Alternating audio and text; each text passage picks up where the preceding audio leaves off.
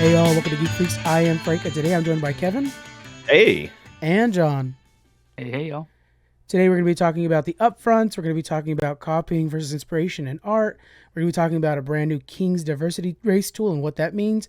But first, let's start with the fact that yes, Daredevil is back. They're making brand new seasons really, but they call it series because basically some things are changed canonically for Daredevil on Disney Plus. So it got me thinking, what TV shows would you guys want to bring back from the dead? Jonathan, let's start with you.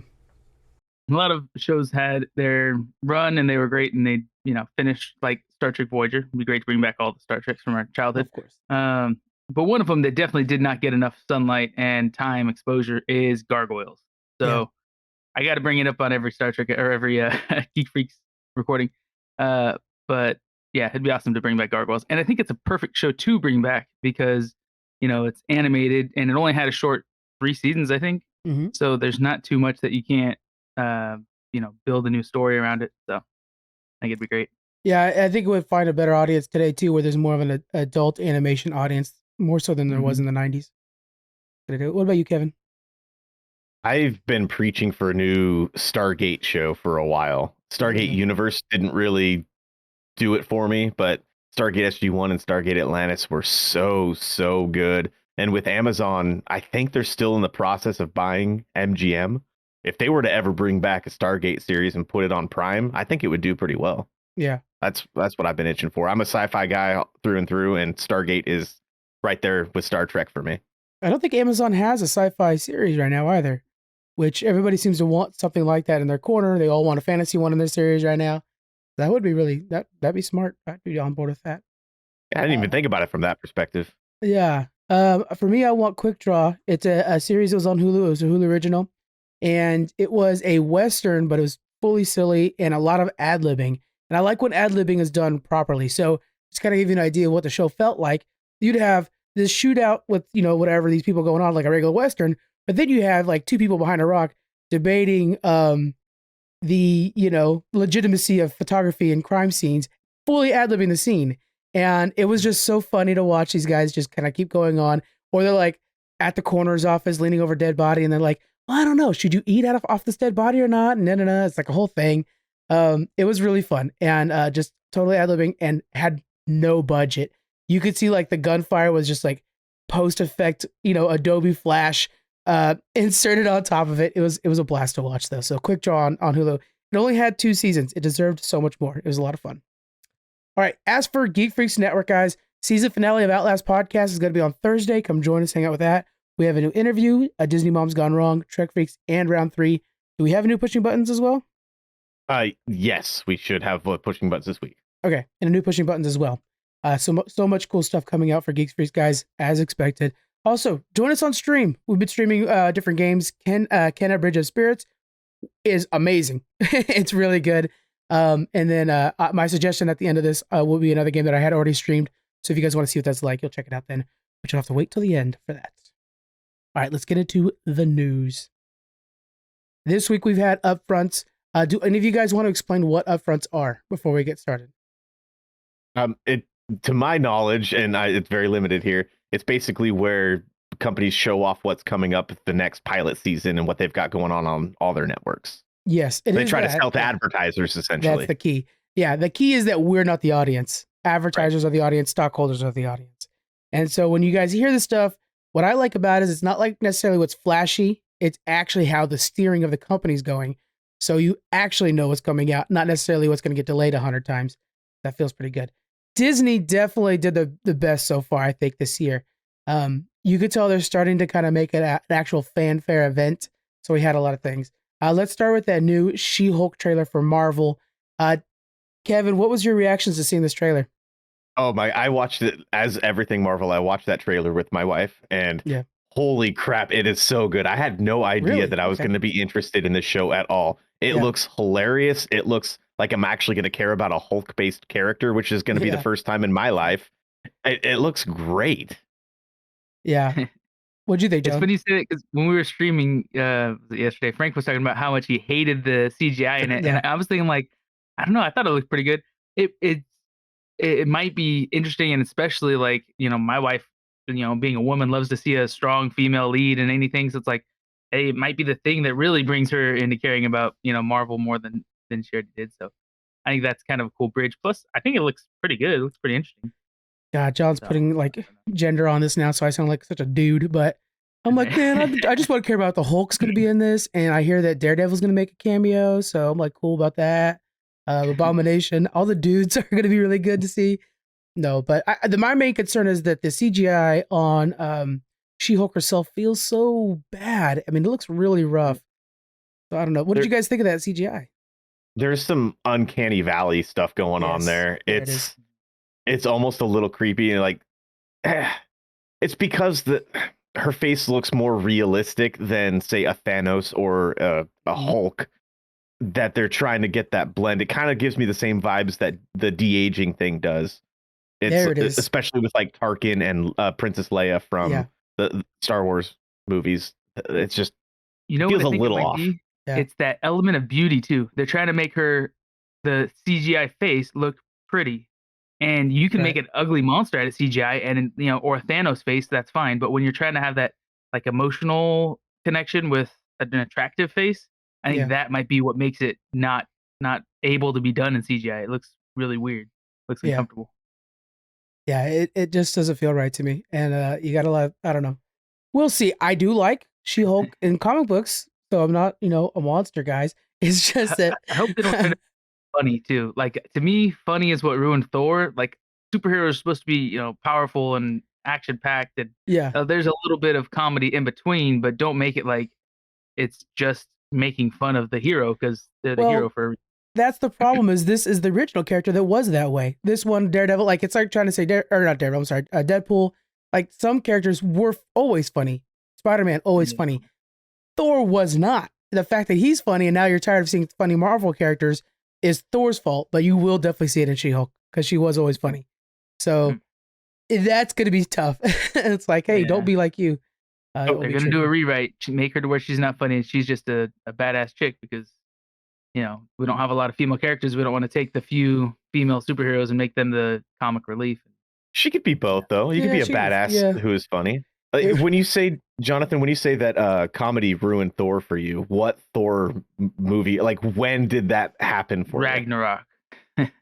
Everybody, nobody agrees with me. I know. He spends all of Comic-Con defending it, by the way. I want to throw that out there. The movie wasn't terrible, but Thor's character being just a funny idiot is not good at all. The Thor from the first movie, especially, and the second one also, is the awesome God of Thunder Thor that he earned your respect. And then later on, it's like, oh yeah, no, he's just a bumbling idiot. What? He's supposed to be the God of Thunder. He's a little bit of a frat bro. I'll give you that. He's definitely got frat bro vibes. Yeah. It's hard. I respect your opinion, John. And I get making him that kind of character fits him into the Avengers better, but standalone Thor is not that kind of character. He's very different, and I like standalone Thor better. I got you. That makes a lot of sense. That is actually the best way you've pitched it I've heard so far, is the fact that standalone Thor needs to be able. Yeah, I like that. Yeah. I get that. I mean, we're also putting him with Guardians of the Galaxy with, is it Quinn? Who's he was a very funny character from his movie. So now you got two guys that are trying to fight for the funny guy spot. Yeah. I think it would have been fine to just keep Thor, the powerful God of Thunder, maybe a little wisecracking, but not so comical. I don't know. Specifically, we have like people designed for wisecracking, like Tony Stark. Doctor Strange is supposed to be a bit of a hard ass wisecracker as well. So you don't necessarily need a bunch of those two. Yeah. And then with Star-Lord, he looks more serious in this next than Thor. So, because he's talking about family and he's kind of like, why are you not participating? So they might be making him more serious. Okay. Which could be kind of a father and my love is lost, because remember his Gamora has passed. So he might have changed a little bit because of that, which if there's character growth, I am 100% on board with people becoming more serious or funnier from character growth.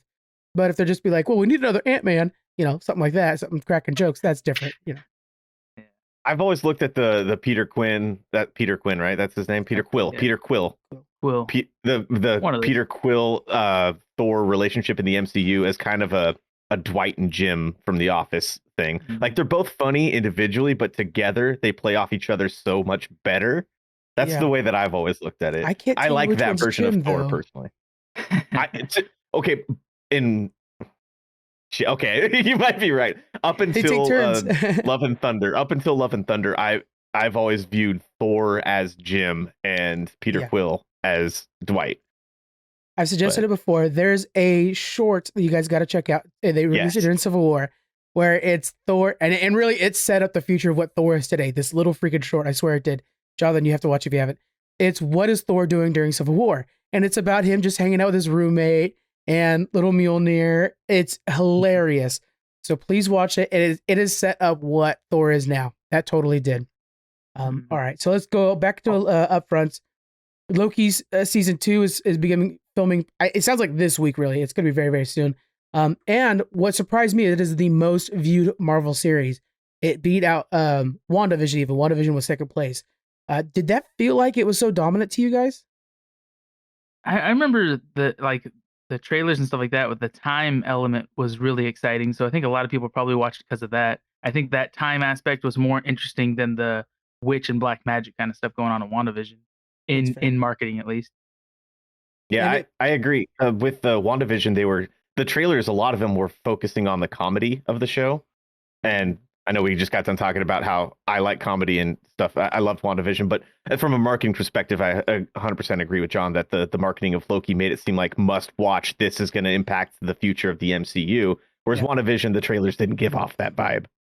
I think WandaVision was fantastic, but I think you're 100% right in the fact that Loki, I think, is the beginning of Phase 4. Because that sparked the multiverse. The madness that we're seeing now are branches that are breaking off in the middle of Loki, or at the end of Loki. So Loki started everything. And then we're going to go into our last thing here for the Marvel side of things. Kevin Feige wanted to make sure to push the fact that there's this interconnectivity between Disney Plus and the MCU movies. We saw it with WandaVision, where if you were to go to watch Doctor Strange without WandaVision, you would be lost on who she is. And yet, if you watched WandaVision, you wanted to see Doctor Strange to see how is she going to get her kids back. And you were anxious for that. So it's this thing where you want to watch one so that you feed into the other, and that props to the business. Again, these are being pitched to advertisers and stockholders. So all of a sudden you're like, oh yeah, so we do want to invest in this company because of Disney Plus is being fed by the big movies MCU. are selling your subscriptions, and your subscriptions are selling your movie tickets together. Yeah, it's that freaking synergy, man. They're good at it over at Disney. Corporate synergy, exactly. Yeah. And that's what we're all about around here, guys. Check out Trek Freaks every Friday. All right, so let's go to. I'm clicking through or to shit. I went to the wrong one. Sorry about that. One sec. There it is. Other side of Disney that was really big was Star Wars. All kinds of really cool stuff here. I'm just so excited for live action Star Wars right now. More excited than I have been in a very long time. So we have this Andor series coming later this summer, so much sooner than I thought was coming. That's going to be this Rogue One kind of related story. We'll leave that there and we'll review it as it comes up. They talked about the live action series connecting in the future. So when I heard this, I right away presumed Boba Fett and Mandalorian as well. Kevin has just corrected me right before recording. I forgot that those movies take place, but then they did say Ahsoka would be connecting, so that's odd. But those movies take place after episode 6, correct? Yes. Okay. And then I'm like, am I right on this one?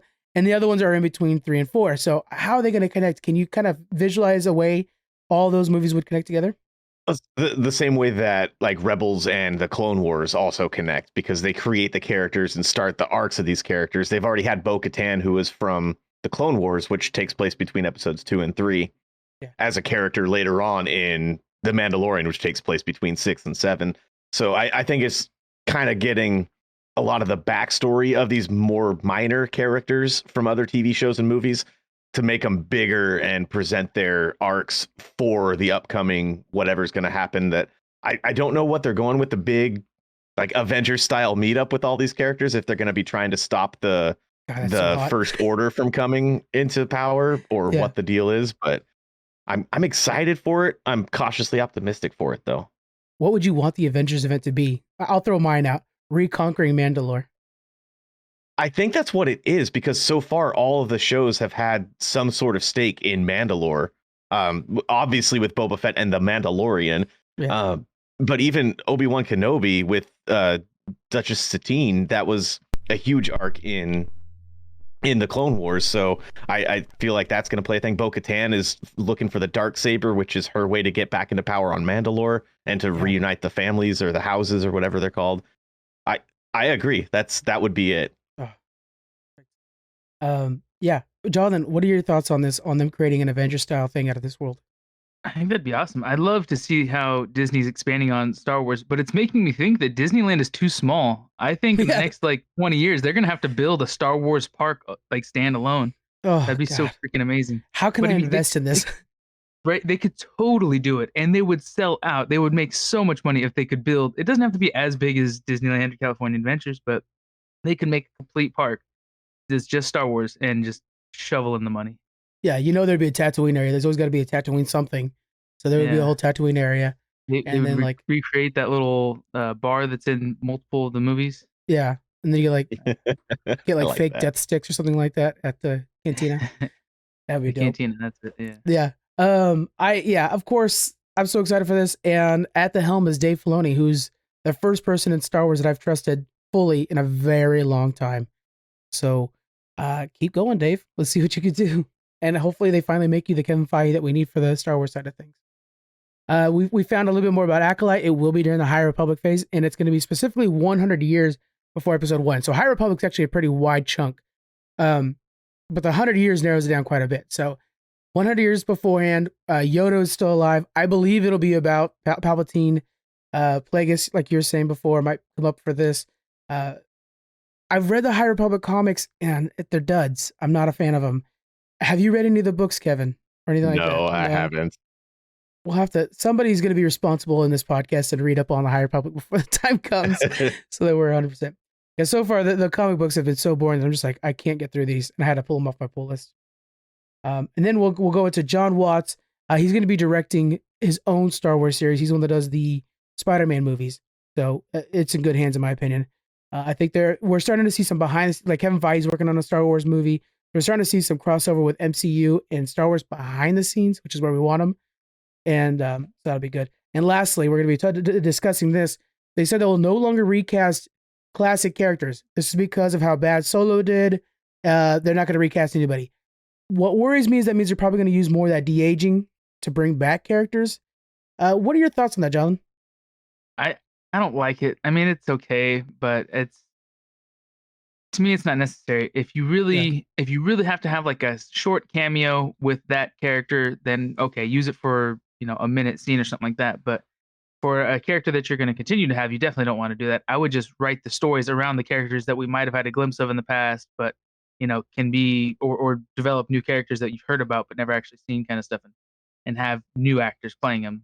Because de-aging's just it's great technology and it looks half decent sometimes, but I wouldn't want to rely on it. Yeah, I think the end of Mandalorian season 2 was the best amount, like the perfect amount of de-aging. Like it wasn't a well done job. I think we've seen better, of course. We've seen it in Boba Fett, but it was just like, hey, yeah, guess what? This is Luke Skywalker, and he's out. We don't need too much. But in Boba Fett, we got a lot of it, and so you're really able to watch the odd movements. It's that She-Hulk thing coming back. What do you think, Kevin? I really wish, and I think you said this on TikTok. I really wish that people would have given Solo more of a chance. Like, yes, the first time I watched it, I didn't hate it, I didn't love it, but I really thought that they perfectly cast all of the characters. Just it didn't seem like a very well fleshed out story to me. That was my problem with Solo. It wasn't the actors at all. Well, okay, maybe one of the actors. I didn't care for the character of Kira, and I really I forget. I'm gonna call her Daenerys. I don't remember her name. Emilia Clarke. Yeah. I don't really care for her acting very much outside of in Game of Thrones. So yeah, I thought they really did Han Solo and especially Lando justice in that movie, and I wish that other people would have given that a better shot. Donald Glover was fantastic in that movie. And then I like the idea of these like morally gray characters working together. That was what that world was setting up that we didn't get anymore. Like Han Solo is that. He's a morally gray character. And then you had a bunch of them. Woody Harrelson's character was fantastic in that movie because you're sitting there like, are you a good guy? Are you a bad guy? Can we trust you? That's what I want. I don't want to look at somebody's lightsaber and say, red, bad guy. Okay. And then, let's get a little bit more deeper into these characters. You have an awesome world and you just keep showing the black and whites. Show everything that's out there. It's so cool. And I think that's what Dave Filoni knows. That's why he's got like these characters that are dealing with family history and Mandalore and all these like way deeper stories. And so, yeah. And then for my big concern too, is with the de-aging and using CGI to bring somebody back to life. I have a bit of a moral gray area on that because it's like these people have passed. Let's let them rest in one way. Also, who's getting paid for that role? Because I feel like if you're going to use my face after I'm dead, then you better be paying my family at least. And Disney's not going to fork over cash for nothing. And it brings you're about to kick up a whole storm of what does that mean. And I think we better play that one safe and keep it quiet.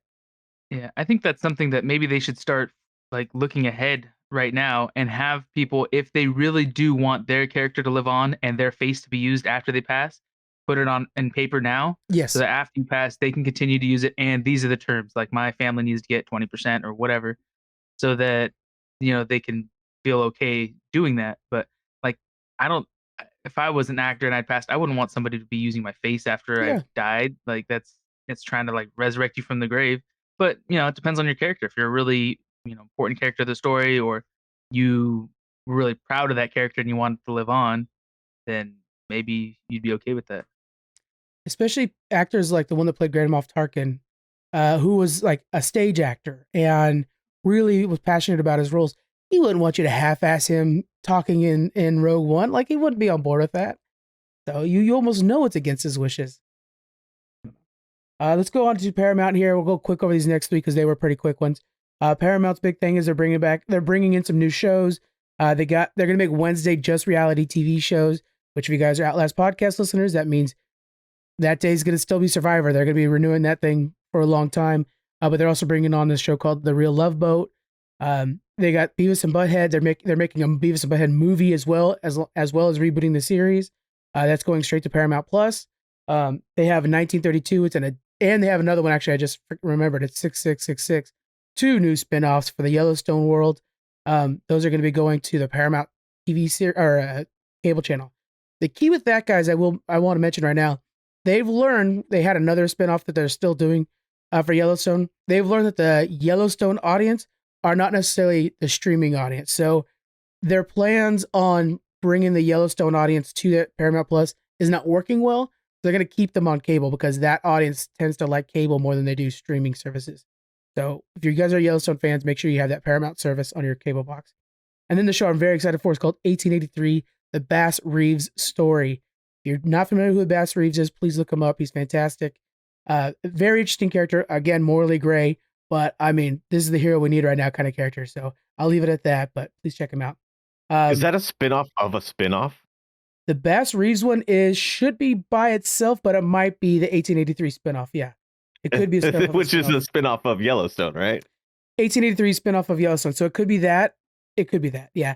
I don't know. I don't know. I didn't watch much of that. Is Bass Reeves in that series though? Do you know? I've never seen it. Yeah, I've watched 1 or 2 episodes. It's okay. But yeah, Bass Reeves though, that's gonna be a badass kid. There's a dollop about him too. You guys want to listen to the dollop? It's a great show. We'll switch over to CW. This is where Daniel will be excited. They're doing a prequel to Supernatural. Oh god. Prequel? I don't know why. Supernatural has a cult following too. They have their own little conventions and stuff. It's not even little, Jonathan. They're big. They're like Star Trek level. Oh my god, that's so weird. So I've also seen every episode of Supernatural, and I loved the first 6 seasons of it. The last 9. The last 9, he said. Not just like the last 2. It's a huge show. Yeah, seasons 7 through 14, I don't know why they existed. Yeah. Daniel used to try to explain the story to me, and he's like, well, okay, so God's sister. And it's like, wait, what? It's so freaking ridiculous. And then he's like, well, they got 2 more seasons to go, but God's already dead. So they're going to be doing this. And I'm like, hold on, what's bigger than that story? Like, what are you talking about? And so it's called The Winchesters. It'll be following their parents. And it will be new actors, so it won't be Jeffrey Dean Morgan, which is the reason I would watch it. Walker Independence. It's going to be a prequel to the Walker series that came out last season. The thing that we're going to be talking about is Gotham Knights. It is confirmed still in development, and it's coming out 2023. It's going to be a mid-season release, so it's going to be around January, February 2023. It's going to be a series following, not the game, but Batman dies. Gotham needs to be protected. A lot of the children of Batman villains team up to be a new superhero group. So is there any children that you'd want to see, like Poison Ivy's daughter is one of them. Anybody else you guys would want to see step forward? This sounds cheesy. I'm sorry. It's the CW. It is cheesy. Yeah. Ah, man. What was that? We've seen this before, where was a show or a comic series.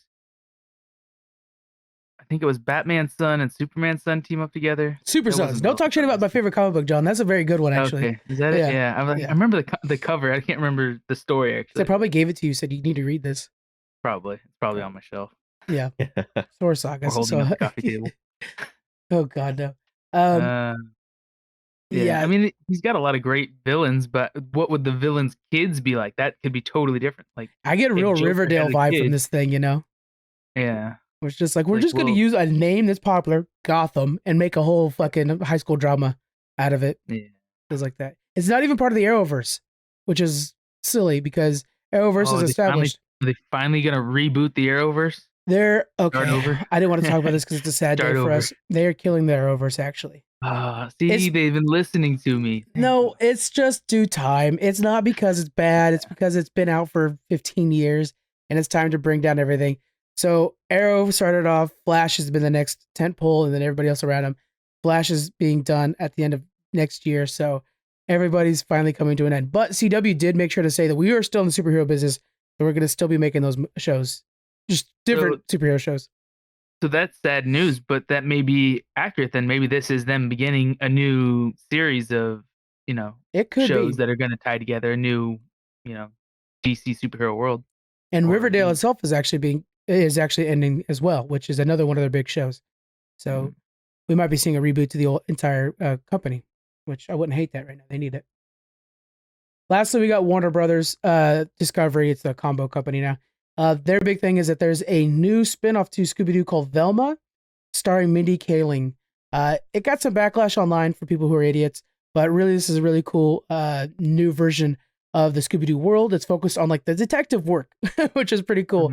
Velma's always been like the smart one of the group, but then she's always just like, off to the side, and it's a shame when it's all about, Shaggy, who's not a very cool character. Would you guys want to see a Scooby-Doo spinoff? What do you think on this? I think it'd be interesting. I'm thinking like a Sherlock Holmes, but there's a dog in the background. There's a dog in Like the background. if you get that high logic detective work, that might be more fun. Yeah. There's also a Gremlins animated series that'll be a prequel to that. There's always prequels, guys. And then there's they said that they're gonna be keeping the streaming platform separate for now. Everybody just assumed they would merge. They're keeping HBO Max and Disney or Discovery Plus separate. Overall, Warner wanted to make sure everybody knew that they are stepping up as the 5th major broadcasting system. So we're gonna see a lot of content coming from them. So if you think of Fox, CBS, Fox, by the way, didn't announce anything. They were duds. CBS, ABC, and NBC.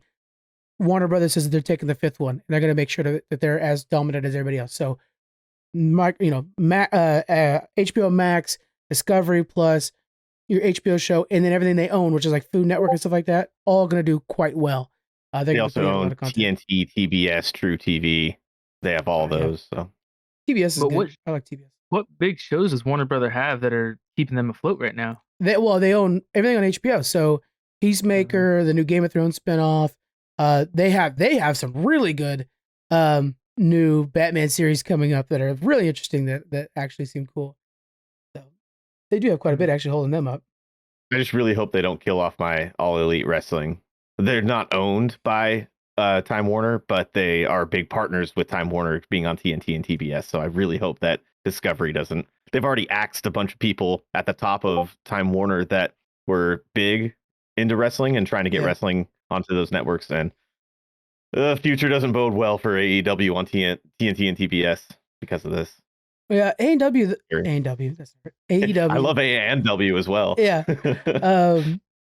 I feel like they could stand the test of time though, because they're not like WWE where they have to be big and you got Vince McMahon walking in with his arm swinging. I think AEW is going to do just fine. I'm if I were to get back into wrestling, it would be definitely because of them, not because of anybody else. Or the locals. Actually, at Lodi Comic Con, they had wrestling out there, and I was watching that for a bit when I took a break, and that was so freaking cool because they were like total heels and just really overdoing it. It was a blast. Well, the only reason I brought that up is because I know it's probably neither here nor there, and you may have to cut around it, but The only reason I really brought it up is because when Time Warner and AOL merged, that's what killed WCW back in the day.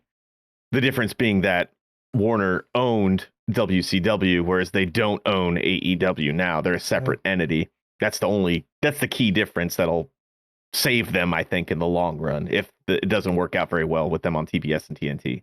Would they go streaming if they did that? Would they like stream their own games? I think they'd go network shopping. I think they've proved their worth to some extent that they could be on a network, whether it's a sci-fi or no, they wouldn't go sci-fi. That's owned by Universal, which WW. Oh, don't do that to me. Hey, look, you can be part of the Arrowverse. They kind of already were. They had some crossovers with Steve Amell and Cody Rhodes and Steve Amell were doing some things together, but yeah. I remember when they were doing that because that's when I started paying attention to it for half a second. I was like, oh shit, look, Green Arrow. They're dope. All right, next thing we'll be talking about is there was an article put out by Kotaku, which is kind of if you guys read the article, it's hilarious. I'll link off to it on our website. They're both basically talking shit about IGN the entire time in the article. It's really worth watching or reading. But IGN has their own show right now where they have indie developers compete for $50,000 to actually fully develop their game. The show is called Rogue Jam. Rogue developer is the one that's putting up the money for it. And Kotaku's just talking shit the whole time. It's like, oh, it's overdeveloped. They keep doing these commercial breaks. There's no commercials. It's streaming for free. But they keep doing this thing where it's like, it's sad how many like big, good names they have in gaming on there. But they have like Reggie, right? Who like will be like, well, I didn't like this commercial break. There's no commercial. And they come back and then Reggie repeats his line and then he keeps talking shit about something or whatever. It's really bad. But on this thing, one of the games that the hosts really like is a clone of Link's Awakening. They even say like, oh, the fans won't like this, but this is really inspirational. It's really cool. It's really neat. And but all the fans have been hating on it, saying like, this is straight up, you guys just remade Link's Awakening with some small tweaks. That's not fair that you're going to make money off of this. Money should go to Nintendo. So that's what we're going to be discussing because IGN and Kotaku both came out to say that's how inspiration works. You take something and you improve on it. So Kevin, what are your thoughts on this? If you're an indie developer, how far are you going before it's straight up copying somebody else? I think until there's a lawsuit, honestly. Yeah, Nintendo will point that out.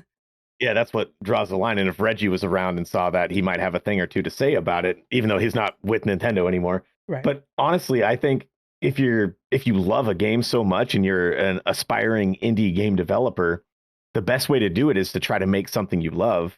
Yeah. And if you go in there knowing full well that, like, if the people that made the game are knowing that the people that play the game are going to hate it because it's too much of a copy of something else, then maybe change it after the fact. But I don't know, if you make the game your own and it just looks like Link's Awakening, then I don't see what the big deal is. Yeah, the movements, everything is pretty much the same. The big change is in gameplay. They actually do change how you're doing some things to where it's like, the way I look at it is like, say you're playing Minecraft, but you're like, Minecraft is great, but what if I had this thing where instead of mining for everything, I keep finding chests that have diamonds and stuff, and instead of mining, do you change a key part of the gameplay? Is that enough? Everything else is exactly Minecraft. Jonathan, what would you think about that? Yeah, it's stealing it. I mean, obviously, if you make it too similar, if you're directly copying it, because that's what the other fans were playing that game for, and you're just copying it all and changing minor things. It's the kind of thing though that you either have to have a metric, a way you can measure how similar they are to each other. Which, I mean, if you're copying like the code, then that's obvious and it's easy. But if you're not, then I think you have to take like the people's voice and determine, like, it's holding two pictures side by side and saying, do these look too similar or not? So they'd have to play it and actually determine, like, is this the same game or is this different enough to be considered unique? But yeah, that's a gray area. That's really hard to really, I'm sure there's been court cases fought over this in the past. Plenty of times, yeah. Yeah, you'd have to like maybe discern what they used as their metrics between what's copying and not. But yeah, that'd be tricky.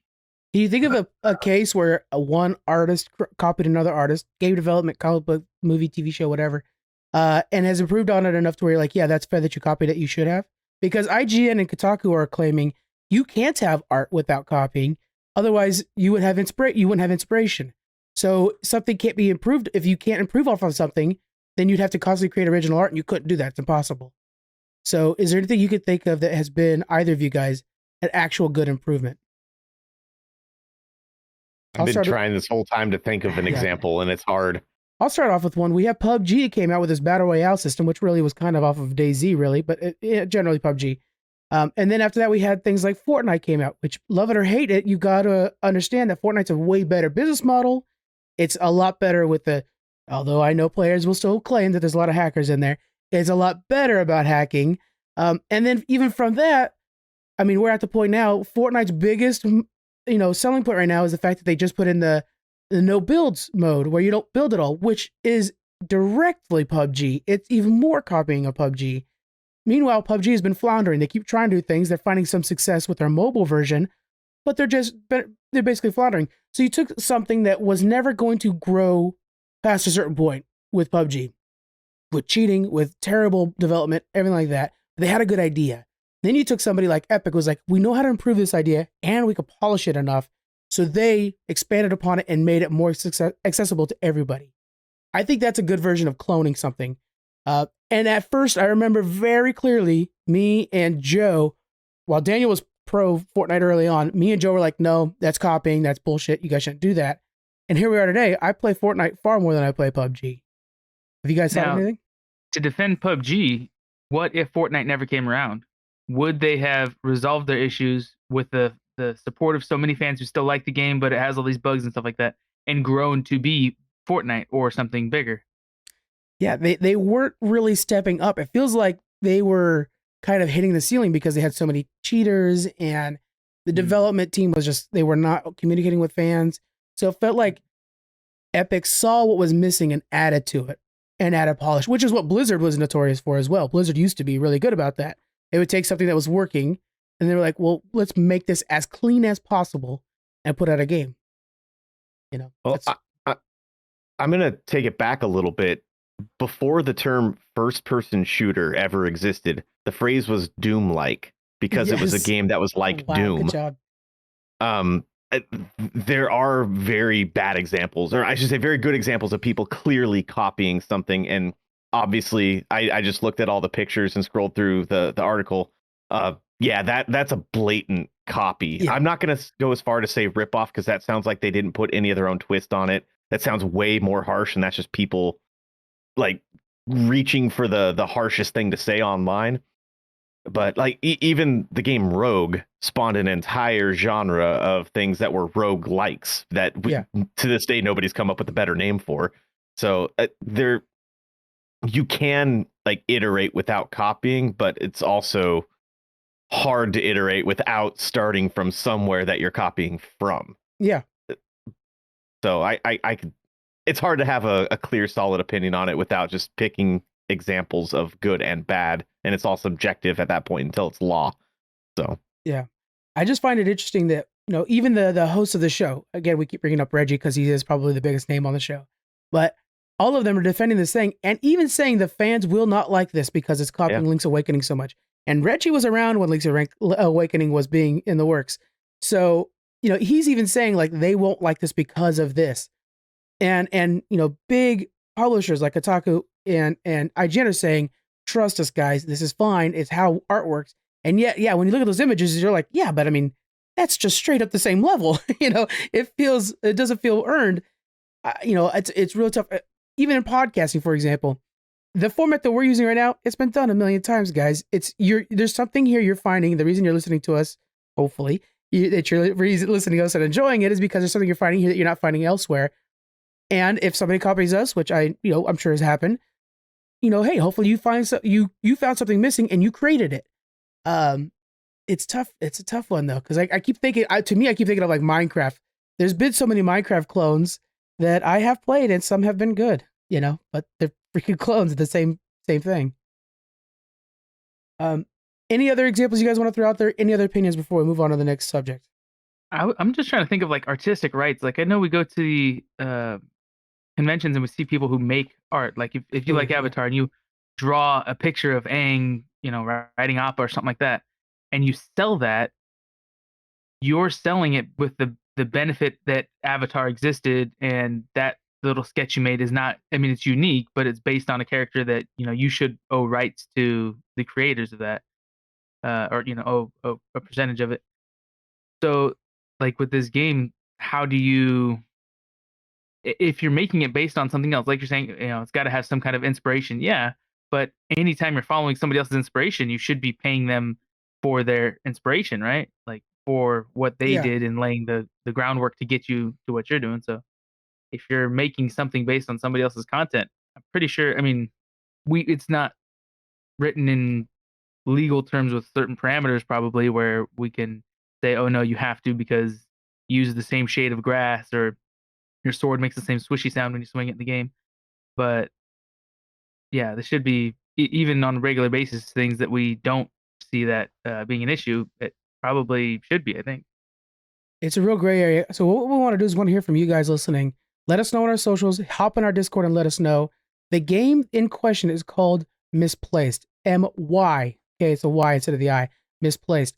And it is copying Link's Awakening. Not only can you read the article that we're talking about here from Kotaku, you can also check out both games and really and you can watch that Rogue Jam. It is very overproduced. You could tell IGN is really trying hard on this one. Reminds me of the old days of like Spike TV. They're really trying hard. So, but check that out. Let us know what you guys think. If it is fully copying or if it's just inspiration, and what is the difference between the two? Because it's something that could be debated out forever. All right, we're moving on to the next thing here. This one, we always got to mention Blizzard at least once. We got Gargoyles in. Now we're going to Blizzard. Activision Blizzard's company King has worked with MIT to create their King's Diversity Tool. We'll call it that. It's got a full thing. That's the intention is to make sure that all their characters are as diverse as possible and that they're not missing something based off their own bias. So I want to clarify that they're going in with good intentions on this to make sure they're not missing a diversity issue because they just didn't think about it because of their own bias. If you guys look at the tool, it basically ranks different aspects of a person: race, gender, body type, all these different things. It ranks them. And then you hit certain thresholds. So they use Overwatch characters. First reactions off this, Kevin. What are you thinking about this tool? It's hard because I can see what they're going for. Yeah. They could have put a little bit of effort into it. Like, how do you rate things like that?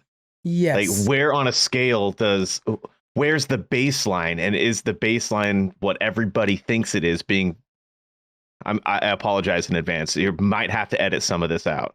Yeah. But is the baseline the straight white man? And if so, is the line coming out from it on everything? How far from straight, how far from white, how far from male you are? Yeah. How do you have a slider on gender identity without marking what things are? Yeah. And ethnicity? Like, what's the default that they're basing things off of? And I think it's pretty clear what the answer is, and they don't want to admit it. Yeah. And then not only what the base is, but okay, then what's the value that you're adding to that off the base that makes, like, so I'm looking at right here, we have the three main characters that they use in the intro, and then they have a big one for Anna. These are all Overwatch characters, by the way. We'll go off of Torbjorn because he's going to be the easiest one off this. So he gets high rankings for age because he's an older character. He has a high rankings off of ability, which they mean like excess. He's been missing an arm, so he gets a high ranking for that. But he gets a low ranking for sexual orientation because he's straight, and culture because he's from Finland or something like that. He's Norwegian, and low ranking for ethnicity. So then, oh boy, it's tough to walk all over this, guys. But where do these numbers come from? Who's rolling the dice on these numbers? It's all in creating a non-biased system. You are being biased in a lot of ways. What are your thoughts, Sheldon? I would get if they were to say this 0 point or whatever, our base of comparison is either based off of like the global population or our fan base. We base it off of the players that we have that play this game. We do a census, and it's like, okay, we have 10% white females, 38% white males, and then all the smaller subcategory, other genders and stuff, or races. Mhm. And they could extrapolate their data based on that. But again, then it's almost guaranteed to be a vast majority of white males. And I get their goal isn't to serve the white males, it's to make sure they have a wide spectrum of diversity and not they cover all missing their any bases. particular niche that they're Yeah. not thinking about is the key. But yeah, setting your 0 point, like you guys are saying, what is that based off of? And like, what is enough diversity? Yeah, Like, yeah. it's all very controversial topics that I would maybe work it in the background of your game and not tell anybody about it, because it's going to be a touchy topic for sure. This article was published by Activision Blizzard, by the way. It wasn't Yeah. published by somebody who found it. No, it was Oh them- the God, company. that's so much worse. It's Yeah. them bragging, saying, "Hey, They were guys, we're being bragging. all inclusive." But it's like, well, is this inclusive enough? And Yeah. what do you think is So- enough? If I their don't goal, I'm sorry, if their goal is to try to see what aspects of this chart they're missing, and in turn not create tokenism, like not create the token gay character or the They token literally not use that white term, by the way, character. to try to steer away from tokenism. They are literally making token characters to Yep. fill their charts. Yes. It's such a backwards way of thinking. Yeah. If you need a chart to tell you how diverse you are, maybe just hire some diverse people. Like, have some diversity amongst your Well, story hold and on. character. When we're hiring, creators. let's bust out our chart, guys. Once That's again, so really dangerous. rich coming from we're three white dudes Yeah, of talking course. about Yeah. other white dudes that cater to other white dudes. That's just I understand the hypocrisy of what I'm saying, but at least we're not like making a chart of our listeners and saying, oh, hey, we've got a show for this kind of person, a show for this kind of person. We Yeah. create content that we like and we shape it around stuff that we talk about just because Yeah. we're already friends. But And when you plot your characters on the chart, how do you determine, the character's hair color? Or where does that put you on the gay scale? Or the, abilities or body type? Like, how do you determine what a feature of a person, what that ranks in your scale? That's like literally, I don't know, that's a big problem. Well, that's like what the body type one is the one I keep looking at as somebody who might be on the scale body type wise, would be on the scale body type wise. They have it like they have for Zara's character. Zara's character. She's built big, but then if you Mhm. put like Roadhog on that character too, he's got the same markings, and so you're like, okay, but Roadhog's like, he's very overweight, and Yeah, so she's tough. you're just saying like, well, they're not thin, so then they're far on the marking. Well, then what's the equivalence between her being super strong and him being overweight? Why are those two Yeah. equivalent then? It doesn't make no damn Because- sense. Because as a woman, she's expected to be thin and light and not full of muscle. And And he's supposed to maybe be if like he's Hulk he's strong. supposed to be Yeah. big. Yeah. So Yeah. this was published by Activision Blizzard themselves, proud of it with their work with MIT. And then to go off of this, immediate reactions online were like, what the fuck is this, guys? Why would you publish this? This is terrible. So everybody was bad about it, including Overwatch developers that were like, don't say that we use this on our characters. We do not. So Overwatch developers are like, what the shit is this? Please don't make us use this. This is not something we use. Don't tell people we use this. We don't. So Overwatch characters, which they're using because they're proud of how diverse they are, were developed without this tool. And they're using Overwatch characters as, hey, this is the tool we're going to use for the future development. And so, Nice. yeah, the devs themselves were like, what the shit is this? Please don't put this on us. So do you think this was just them trying to sell this new tool they made that they want It to like is. sell to other game developers? No. They're trying to sell it as like, look how cool we are. We have this new tool. it's a PR thing. It's a PR thing, yeah. Which again, the intentions are good, but what's so funny is, okay, the article they put out has a bunch of like, if you guys keep up on articles and news and stuff, like there's like the editing part at the end. We're like, oh shit, people were mad, so let's edit this and show our intention a little clearer. So it has a few of those for the Activision Blizzard version, and then as IGN, MMO Champion, all these other companies have followed this, they too have their own edits after their articles saying like, look, we want to make sure to be clarified because, and I'm sure. So heads up, guys, we might have said something wrong in this, and if we did, check out our website. I'm sure I'll throw something in there about editing it. But everybody who touches this piece of information is backpedaling because they're like, it's such a touchy conversation, and the fact that like Blizzard's like, check this shit out, guys. We scienced it all. We got We put this down. numbers on everything. Yes, Oh. we're so advanced, and so don't let us know your opinion on this, guys, on the social media. Go back to the copying and stuff like that. But I just wanted to bring this up because I wanted to start a conversation on this and figure out what were they thinking, and good intention doesn't go all the way through. You just can't put numbers on everything. It felt very corporate of them too. Was like, we'll math this out. This only makes sense if they're not using it as PR. Like maybe somebody snatched it and like, oh yeah, this is gonna look really good, but Right. they were an idiot. But to use it in the back door and in your game, sure, that might be helpful. But making it, fine tuning it, getting it to work really good or whatever, and then selling it to other character creators and game developers and stuff like that, so they could use it as a tool for their games, to, for the positive, to make sure they're all inclusive and not gonna get a bunch of heat online. But yeah, to use it as a bragging tool or as a PR thing to your audience, I think that's just stupid. Yeah. Yeah. So if you guys want to read about that, we'll have it on our website. We're going to have the original article and then some of the follow-up articles, because I think reading the follow-up articles on this has been very interesting. We're going to have that all on geekfreakspodcast.com. Check out our website. Every time there's a new episode of any of our shows comes out, say you're not necessarily subscribed to Disney Mom's Gone Wrong, for example, you'll see it there. And maybe it's a certain movie that you're interested in, so you don't necessarily want to be blasted every time something new comes out, but you're like, oh, I really like Snow White. You can listen to that one. Same thing with Trek Freaks. If you guys are haters of Star Trek, check out Cat's Paws, the latest episode that came out, and it is a whole lot of talking shit. And so you can check that out. Let's end things off today with some suggestions. Is there a movie, TV show, anything like that you guys want to suggest for everybody to watch or listen or play? It was in the notes. I can't think of anything right now. Have you guys been watching Halo? I actually just picked up Halo again. I just finished the second episode. It is good. I'm loving it. I'm sure there's plenty of people online that don't like it. I know a lot of people don't like the female character that's in it and stuff like that, but I'm loving it. It's good so far to me. Yeah. I hear that they don't use much of the aliens though. Covenant.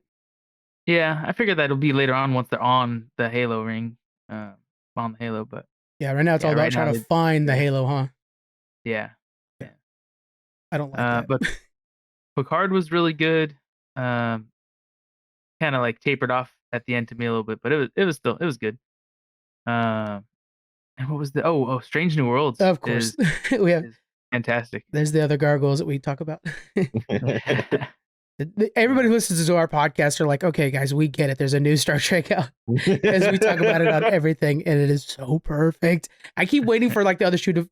Okay, let's just real quick. Did you guys all watch the third episode? Yes. Yes, yeah. And yes. Yeah. What do you guys think about them making number one genetically perfect, basically, or changed? Yeah, she was that different race, right? From that Illyrian, Illyrian, there it is. Illyrian. As long as they didn't just do it for the sake of the one episode, then it's good. Like I love that. I did not know that I was a Rebecca Romijn fan until this episode, honestly. So right. Yeah, until the show. I didn't know she was Mystique before this, and then somebody put up the thing, and then I'm like, "Oh, that's right. I've liked her before too. Okay, cool. That's good." I love that they have different. I love that they have different backgrounds and stuff, as long as they don't make a chart. Yeah. Do we need to check out the King's diversity tool? Let's double check. Rebecca Romijn, where do you lie on this? Oh man. All right. I think it's fine that they changed her character so much. But when you make a big change like that, it'd be terrible to make it just for a single story. Yeah. Just to shoehorn this thing in. So they have to kind of go back to that every once in a while and be like, oh, yeah, well, she's a little bit different because of that. Like, oh, that makes sense why her medical charts were so confusing or something like that. Because, that's why she's never been sick before. And, whatever. Just touch on it a couple more times so that it feels, worth making that change. Yeah. And then, oh boy, I threw it up on Twitter too, because I'm so emotionally invested in this show after 3 episodes. The fact that she's like doing her own logs and then she deletes them at the end. There's like that pause right beforehand. We're like, come on, just keep them in the files. Let Federation know. Like, like Federation's not listening to her necessarily, but then she deletes it and it's like, man, she's still in hiding. And it's just, oh, you're so freaking connected to that character. And then, okay, god damn it, this is gonna be. I tell you, we just need to do a Strange New Worlds podcast. Keep an eye out for it, guys. It's gonna probably happen. The pattern buffer secret with the daughter. Oh, heartbreaking. It's so good. I forgot that. Explain it. What are you talking about? Dr. Momongo. I think that's Mumbega. Mumbega. Thank you. Mumbega. Yeah. He had his daughter in he had his daughter in the pattern buffer of the transporter because she has a terminal illness. So he has to like restore her every now and then to make sure she doesn't degrade or what science.